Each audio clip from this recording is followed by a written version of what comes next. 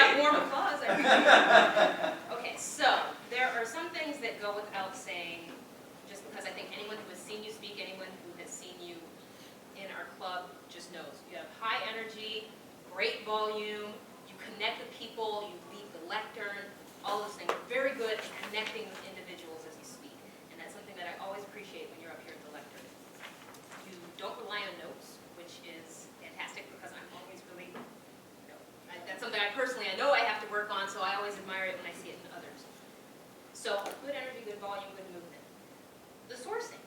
I really liked that you brought in different sources. At first I thought it was going to be a faith-based approach because you're talking about how you learn these lessons from Christ, and that's great. That's a source as well. But you also brought in Frome to bring in kind of a secular perspective. So I thought that was helpful since you don't know what audience you're in front of.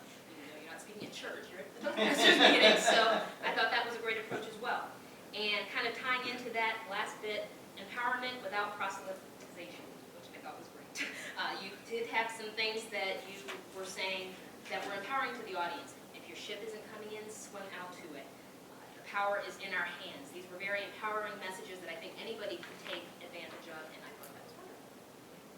Now, it wouldn't be an evaluation if I didn't also offer some tweaks and some feedback that could perhaps improve the speech in the future.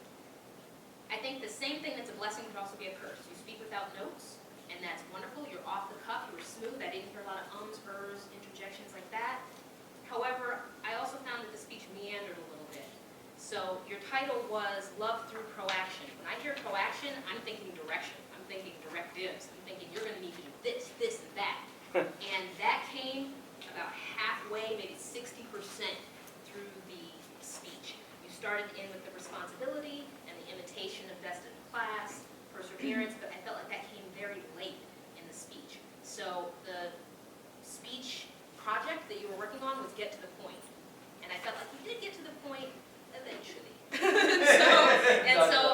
And I really liked the point, and I thought that it was an effective and interesting point that is sorely needed today. The concept of unifying people and taking it upon yourself to be that change that you want to see in the world, all those sorts of messages. I thought it was very important and very well delivered, just a bit late. So I would just urge you to maybe work on the structure a little bit to bring those points a bit more to the fore and maybe incorporate some of your anecdotes like Floyd in the store, kind of sprinkle those throughout so that, people are getting those points all the way through as opposed to, oh, I see a flag.